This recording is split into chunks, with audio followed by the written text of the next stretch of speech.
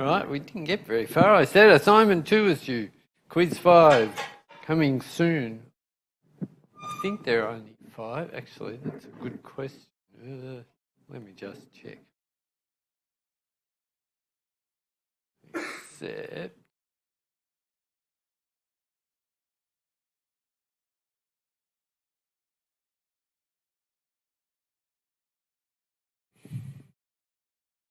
La la la.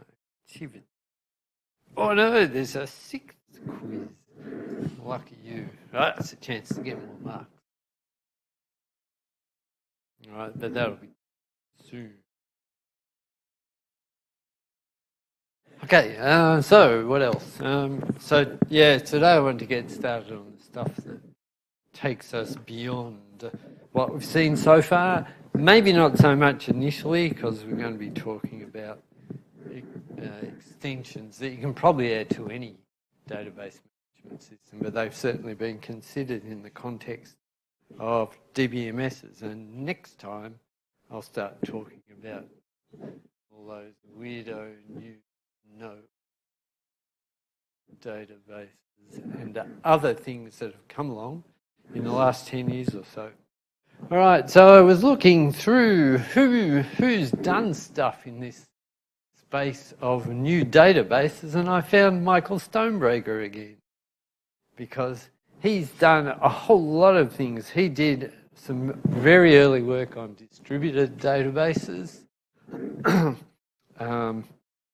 talking about distributing the data from a single database engine, if you like, across a number of hosts. But also later on, he talked about distributing data across a number of different databases and trying to make them all work together to give the impression of a single database. So that's federated databases. He also did some stuff with parallelism, and because of all of this, he got a Turing Award. But also recently, he's been, I think initially he had a go at the NoSQL people, saying they were idiots who couldn't be bothered learning SQL or something along those lines. But now he's decided that, okay, maybe they have a role. Relational databases clearly have a role, and all of these other different styles of database are useful in particular contexts. So hopefully that will become clear as we start talking about them.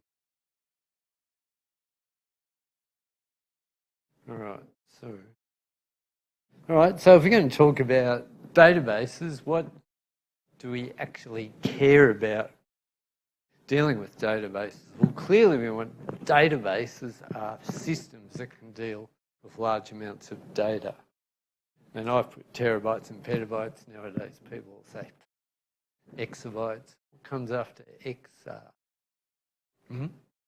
Yottabyte. Haven't heard that one. All right, but anyway, so large amounts of data, we want to manipulate them. When you're dealing with very large amounts of data, writing programs like C programs or whatever turns out to be slightly difficult. So if we can describe what we want to do in high-level languages like SQL and get the system to work out an efficient way of doing it, that's going to lead to better outcomes. And of course, since we're talking in high-level languages like SQL, there's a bit of a distance between the language and the engine. And we'd better make sure that in going that distance, we don't end up with something that's very inefficient. So query execution. And of course, you can see how all this fits into the context of relational databases. So relational databases do all that stuff, maybe not with petabytes and exabytes and yottabytes, but they have been, I meant to change that to 30 years, but anyway, so they've become the most popular kind of solution for those 3 problems above. And one thing that I reckon is really nice about relational database is there's a theory and there's an implementation, and they're pretty close together.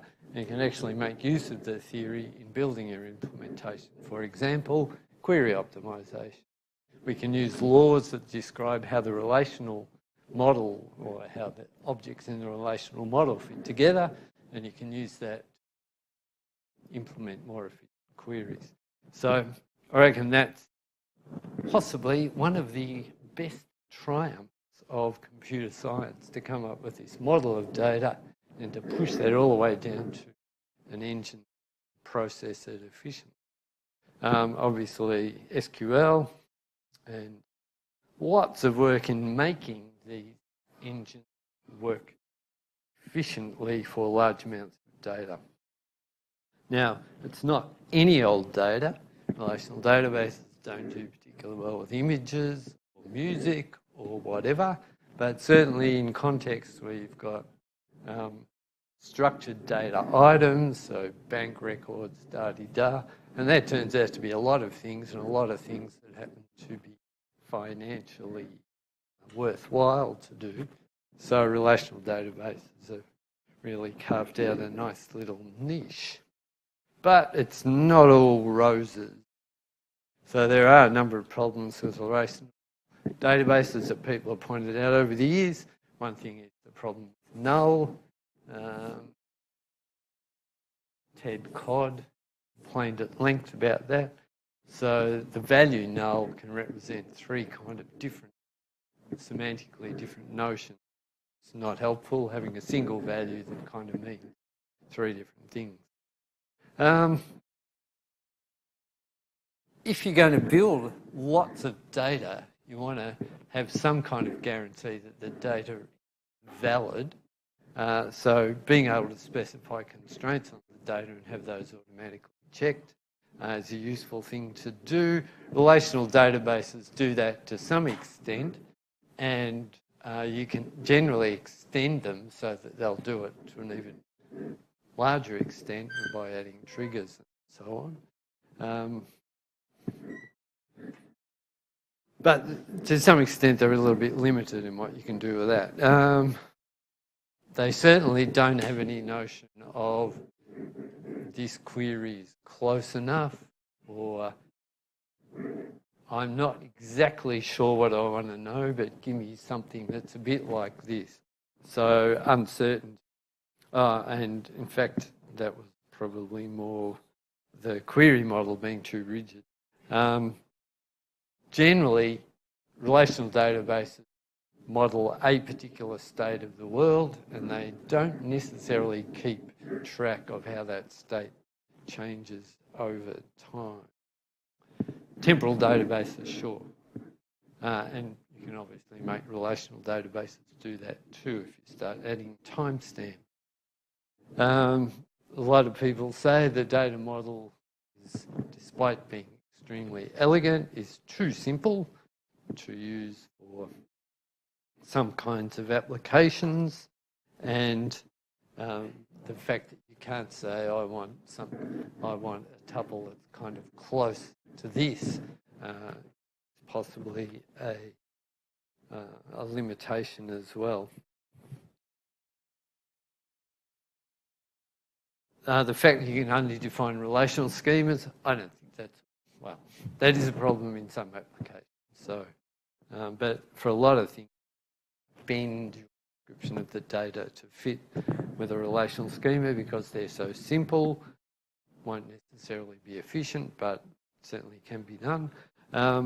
Database systems, there has to be some kind of manual intervention, or often you'd like to have some kind of manual intervention work better, possibly reconfigure them with more buffers or add an index or things like that.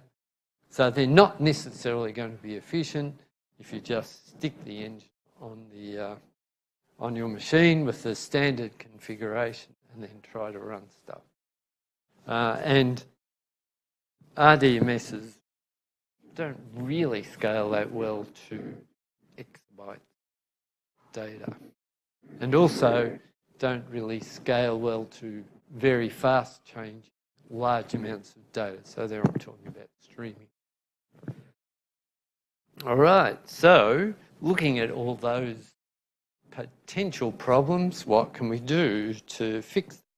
Well, a lot of people have proposed using a different data model, which is more powerful than the relational model, adding new kinds of data, adding new query operations for that kind of data. And in fact, even if we're dealing with relational data, there's been a lot of work over the years, and a lot of the implementations of various query operations that I talked about cropped up in response to a particular application that didn't work well on a database engine. Can I re-implement the join operator to make that work better? That kind of thing. Can we extend the relational model to deal with uncertainty or to deal with approximation?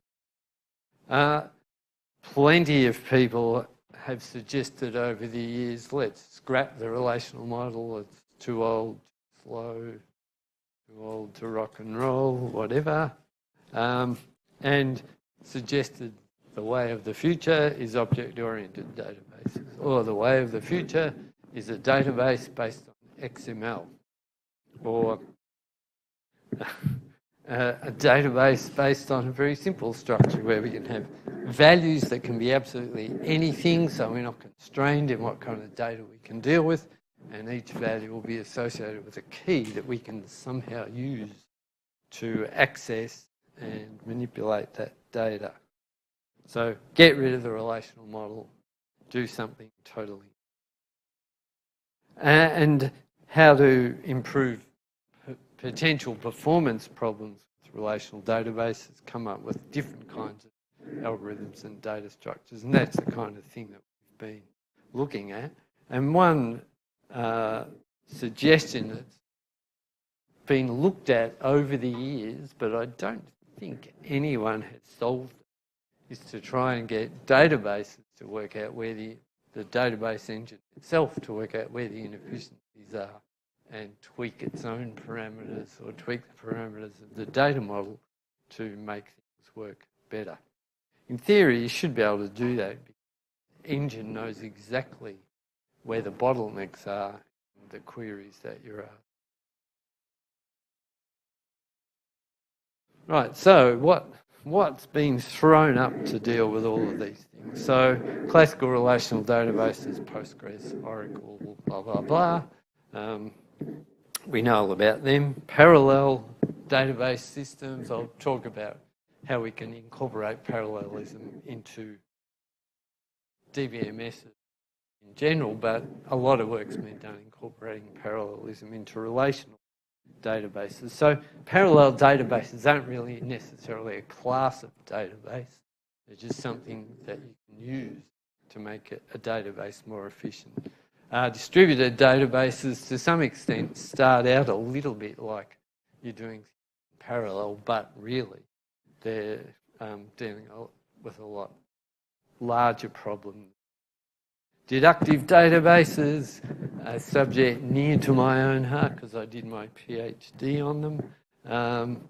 Basically using logic programming as the database engine, so you can do inference and so on. And I thought that was a really nice solution, but didn't have a problem. So one day someone's going to find a problem that deductive databases are perfect for, and then they'll emerge from the shadows and actually be used for something rather than publishing papers.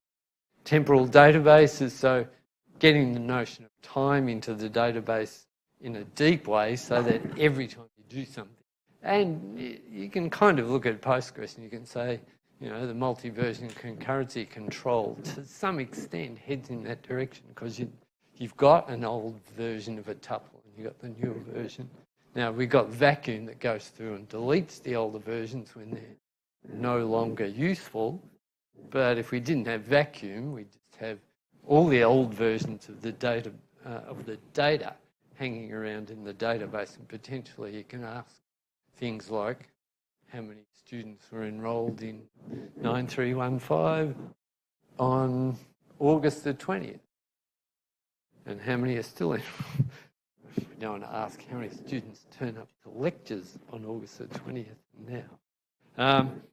Then the notion of online transaction processing threw up the idea that maybe you can do those kind of operations more efficiently. If we've seen tipping page signatures on their side to get bit slices, tipping tables on their side to produce columns. That was something that cropped up in about 2005 and is still being worked on, and there are commercial products even developed, and I think Michael Stonebreaker might even be involved with C-Store. In the 90s, people thought OODBs were going to save the world. I don't know if there are too many of them still around. And then more recently, key value stores have popped up. Wide column stores, I don't know what they are. I'll find out so I can talk about them next time. Graph databases. Graph data has become quite prominent over the last 20 years, certainly over the last 10 years. How can we write database engines that can naturally manipulate graphs efficiently? And there's a lot of research work being done on that, and some of it being done here, in fact. Document stores and, of course, search engines are another take on large amounts of data. So I'm going to look at some of these, not all of them, over a little while. So here's how things have panned out over time. So before 1980, we basically had relational databases developed. Ingress, System R, and Oracle were three very early ones, early commercial ones. Once they'd established themselves a little bit, people started to try and solve those problems that I mentioned a couple of slides ago. So people started work on parallel databases. That work's still continuing. Temporal databases cropped up as an area of interest in about the early 90s. Deductive databases, hot in the 80s, died off since. Column stores cropped up around about 2005, like I said. Similarly, graph databases, document stores are fairly recent phenomena. XML databases were all the rage in the early 2000s. I don't know that they're very popular anymore. Similarly, object-oriented databases were all the rage in the 90s, but seem to have gone away.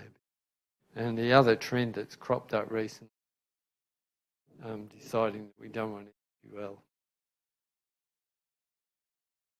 All right, so just looking at some of the kinds of issues. So one problem is when we come to very large amounts of data, and in particular, when you get to the amount of data that's just too big to store on a single machine.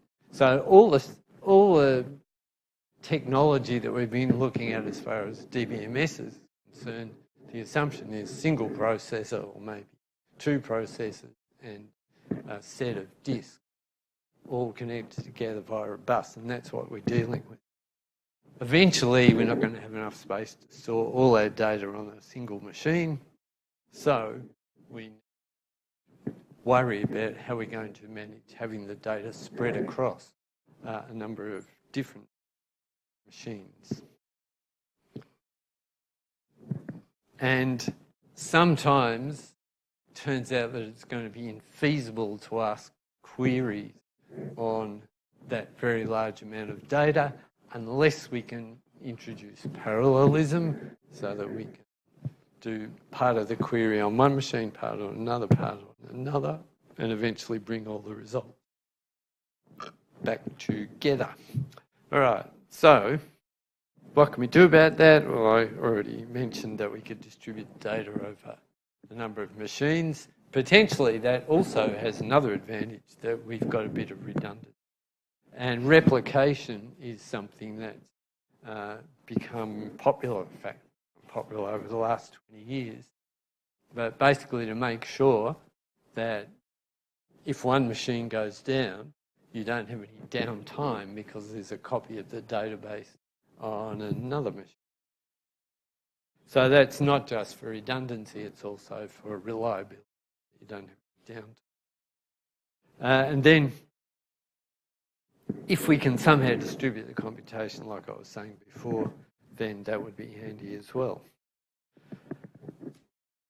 Sometimes the kind of data that we're dealing with doesn't really need the full weight of the relational operations, and maybe in some contexts where we've got key value pairs, and the kind of thing I'm talking about here is if we've got something like a music database, so iTunes, whatever, large amounts of data, each song can be identified, and then we can use that identifier as a way of rapidly finding the song. The rest of the data, we don't tend to say, find me song. Oh, in fact, we do. I was about to say, we don't tend to say, find songs like this one. But in fact, iTunes and Spotify and those systems, to some extent, try to do that. Play the next song that is a little bit similar to the one that just played.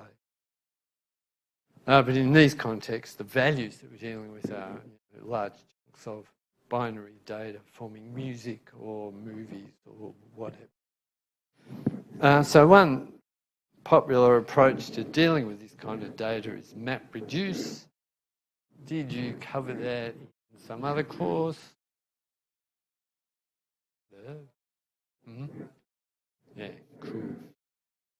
All right, so I won't say much about it, but basically the idea is to distribute the data according to some key. That's what the mapping component is about. Get your set of data, spread it across the network. Each individual node on the network works on a small chunk of data, and then they bring it all back together to get the results. Some people who are dealing with large data say, see, we don't need relational. This doesn't fit in with the relational model at all, so what do we need SQL for? If you want to see something I find quite amusing,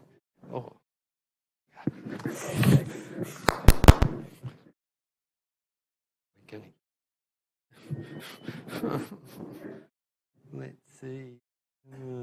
I probably left it too late to plug that in. Oh well, doesn't matter. Anyway, you can go and watch that movie. I'm warning you, this guy gets very annoyed later on and says some quite rude things. So if you don't like strong language, don't watch. But it's basically very strong. He's a relational database person. He's talking about MySQL, but replace MySQL by Postgres, of course. And the other guy is a MongoDB fanboy who just keeps parroting all of the jargon that goes along with MongoDB. Anyway, I find it quite amusing. So you can have a look at that if you like. All right, another aspect which has led to a whole new branch of computing, which actually may have well been around before databases, the notion of information retrieval. But in any case, so databases do precise matching. You say, I want a tuple where the ID equals 1, 2, 3, 4, 5, or I want tuples where the age is greater than 25 and less than 30, things like that. So you're specifying very precisely how things should match.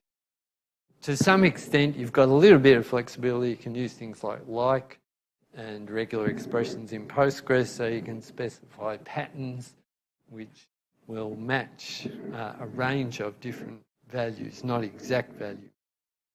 So information retrieval systems cropped up to solve this problem of largely for finding documents.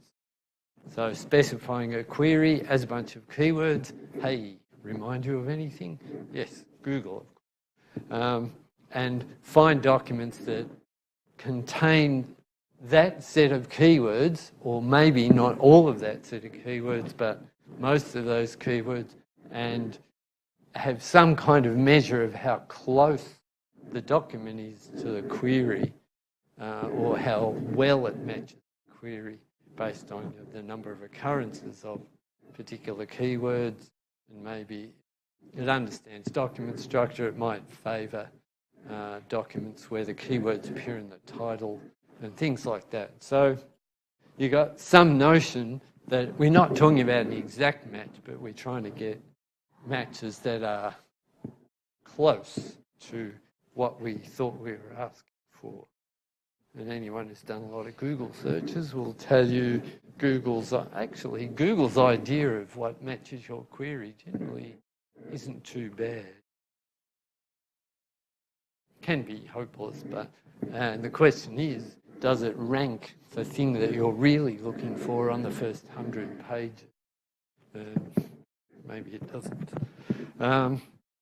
So it also introduces the notion that of distance or quality or whatever you want to call it. I've got these objects, how well do they match the query that I'm asking? And as soon as you've got the notion of a measurement of how close things are, then of course you introduce ranking as well. So the closest thing is the one that you show first, which is quite different to what happens in a relational database. You just get all of the answers, treat them as a set. If you want to, you can order them by some property, but certainly you're not ordering them by how close they are to the query. Now, Postgres does have a little bit of information retrieval. It's got a text search library where you can produce something kind of like a signature of a document, where a document is a chunk of text, and then you can ask a query that you can ask a range of different query types, different to the regular ones in SQL, different set of operators, which works fine in Postgres, because as we know, you can define your own operators. But asking things like, is find me documents that have this set of words, and they will be ordered by a ranking function that ask for.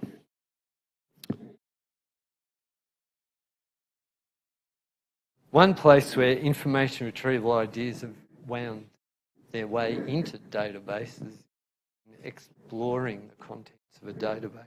I've seen some work, off the top of my head, I can't remember exactly where, but asking approximate queries to explore what kind of data is actually in a database. Then we've got different kinds of data. We started out with having large amounts of data. Now we've got totally different kinds of data. It doesn't fit in with the notion of a tuple. So there's some examples of that. Once again, this is getting back to the notion of close the data is to the query. In this case, the kinds of queries that we ask are actually giving an instance of one of these objects and then saying, find other objects that are like this object. So you measure the closeness of two values in the data space. So specifying queries, specifying that closeness criteria is an interesting notion, and especially doing it efficiently, given that often the way we represent these objects, if you just try to compute a distance between two large image objects, for example, there's a lot of work to do that generally. So what they often do, getting back to the signature idea, is come up with a more compact representation of the image and then do the distance matching the compact representation. And basically that boils down to some kind of feature vector, often colour histogram, something like that. And there's been a lot of work done on feature vector matching. It's an interesting problem because often feature vectors are quite large, and so effectively you're dealing with a very high dimensional space, and trying to do queries throws up lots of problems, one of which is that indexing methods basically become useless once you've got more than 500 dimensions in your space.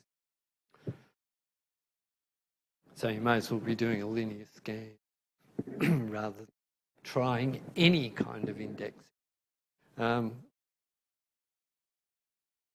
Yeah, okay, so the context, you see that things like that. Find another song like this.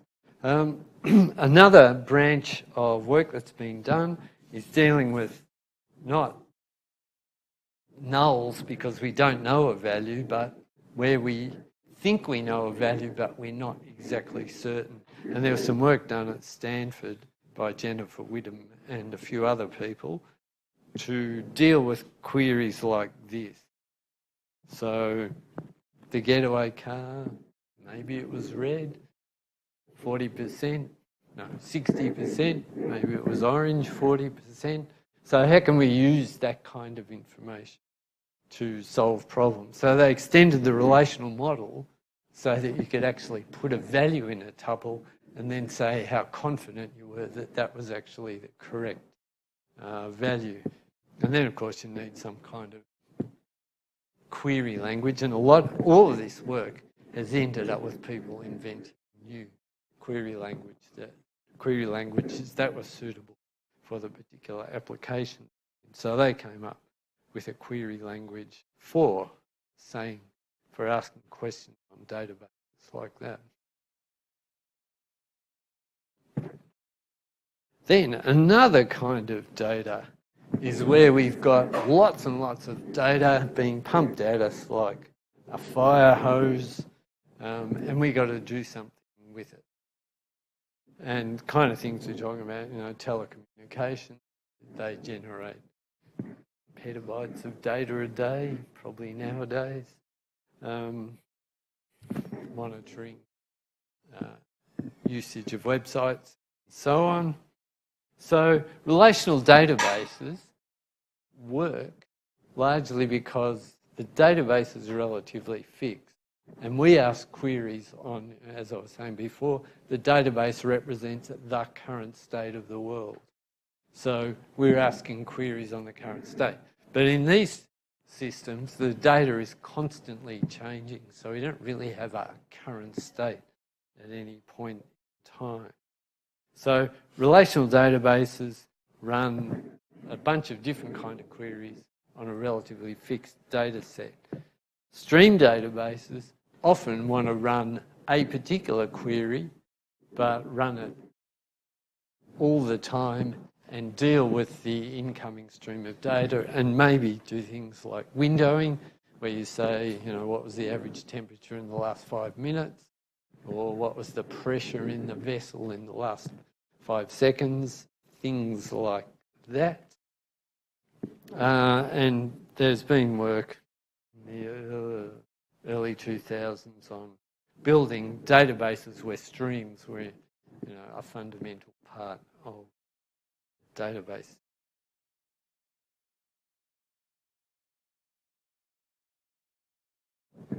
They might not necessarily store it. They might just be interested in grabbing information about a particular period of time. But where to store it, yeah, that's a good question. Typically, because it's such a large amount of data, it's not going to fit on a single disk, so they'll spray it across to, like YouTube, like Google. Potentially infinite amount of storage. Interesting. But they can just keep at, they just add more if they need more storage. Then we have type of data that's cropped up quite a lot recently. XML isn't necessarily graph. Yeah, could be. It tends to appear more tree structured, but a tree is a simple graph, I guess. But the kind of data is itself quite. I don't want to use the word heavily structured, but it is. Structured in lots of different ways. So you're not going to have the notion of here's a tuple, and this tuple corresponds to a particular schema. It's a lot more flexible So that's certainly XML, but other kinds of databases want to deal with data that is inherently graph-based. So we're talking about relationships. Now, if we go back to the early 1970s, there were data models competing with the relational model that were inherently graph-based. So some people will say, oh, we've just gone full circle back to the early 70s. But this kind of data is interesting and complex to deal with, and you certainly can't deal with it. You join and things like that. So there's been a lot of research work in building systems to deal with this kind of data. And like I said, some of that work's been done here. And then we've got what's going to happen in the future once the Internet of Things really takes off, is we could view all the, we're going to have these thousands, billions of devices floating around in the environment, each of which stores some data, and potentially we want to examine the data and combine data from a whole lot of these different sources. So you can think of it as this giant database spread over the whole environment. These devices talk to each other, so potentially, obviously this device here is going to hold the data that it's just measured from its local environment, but maybe we want to merge data from multiple devices. So once again, how do we organise querying on this kind of very loose structure? And we've also got issues here as well, as devices might break down. You might want to ask, hey, device number 256, tell me what the temperature is right now, and you don't get a response. Okay, so that's not the kind of thing you have to deal with relational database. In some sense, they're a little bit acid. If you ask a question, you'll get a reply back, or else crash, and you won't get anything. What do we do with the data? Do we try and accumulate it at a centralised point, or do we just leave it spread on the devices? And when we're asking queries, parts of the queries have to propagate out onto these devices. And there are less extreme versions of that. All right, so I'll start talking about parallel databases. I've got a little bit of time. Okay, so we talked about systems that basically have a processor, or maybe 2 or 4 processors, a bus, storage device, and that's it. And they're connected to the network, but we don't really care about that so much. So that's the kind of scenario that we're dealing with. And these devices are slow. This is relatively fast to talk to them. And a lot of the work was considering making sure that we minimise the amount of data transfer between disk and memory. So why do we care about parallelism? Well, if we've got, I should have put YB there, shouldn't I? 1 yottabyte of data. If we have to deal with it and we've got a single processor that can work at that speed, then it might take that long to process all that data. Compute whatever we want to compute. Maybe this is temperature data coming from the average temperature.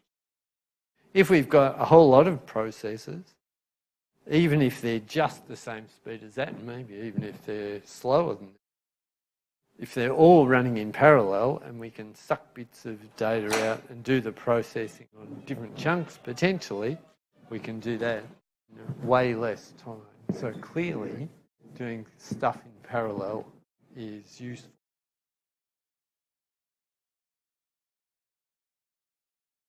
Ooh, there's a typo. So databases, to some extent, are one of the most effective uses of parallelism that we've come across so far. So if you think about what people have tried to do with parallel programming, it inevitably ends up being quite complex. Parallelism kind of fits right in with what databases are doing. So certainly we're dealing with finite elements, tuples. If we can somehow spread them across the nodes of a network and each node does something like check, is this tuple a match? Then we can work out all the matches really fast. Of course, we've got to put them back together at some point. So there's going to be a merge operation at the end, but potentially the matching can all be done in parallel. So that's one aspect of parallelism. Another aspect of parallelism, if the problem isn't inherently checking a whole lot of things using the same process at the same time, if we've essentially got a stage of operations and one operation feeds into the next operation, then certainly we can run these operations on different processes in parallel. And this one, of course, we've got to produce a consumer problem there. So this one's producing data. This one waits till it's got enough to do something. Then it starts work. This one can continue producing data. And so we can get this flow of data going through the pipeline. And we've got parallelism incorporated there. And if you think about query evaluation, often there's steps that could be pipelined together. Databases, if you're doing parallelism like what I've been just describing, you don't need special hardware, and you can generally hide the parallelism inside your query evaluator so that programmers don't have to deal with the complexity of parallel programming. They just ask the SQL query, the query evaluator works out how to do things in parallel to make the query fast. All right, so what kind of architectures do we potentially have to deal with? Well, some kind of parallel architectures where they have multiple processes manipulating single memory, so that shared memory. We might have multiple processes on the same bus talking to a bunch of disks, or we might have processes that all have their own memory and their own disk device. And so that's an example of that.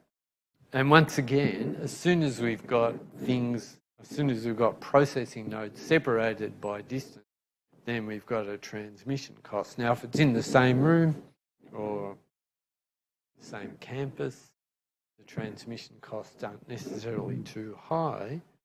But as soon as you start putting things across the internet, then you've got big latency issues, much bigger than you'd have trying to fetch stuff from a local disk. I'll talk about different aspects of distributed DBMS architecture. All right, so what does parallelism give to databases? Obviously, we can use parallelism to speed up query evaluation, the kind of strategies that I was talking about before. Parallelism can be introduced in other ways, so we can have multiple processes working together. We could potentially have multiple disks feeding data into a single processor, so that's another of parallelism. For all of these things, then, whatever communication medium we're using, whether it's a local bus or whether it's the internet, potentially we've got congestion we have to worry about and which is going to affect us. All right, so what kind of parallelism can we have? I kind of talked about these already. Pipeline parallelism is where you've got a bunch of operations where one operation feeds into the next operation. That gives you pipeline parallelism. And partition parallelism is where we can spread the data across the network and individual parts can be worked on. Subsets of the data can be worked on in parallel.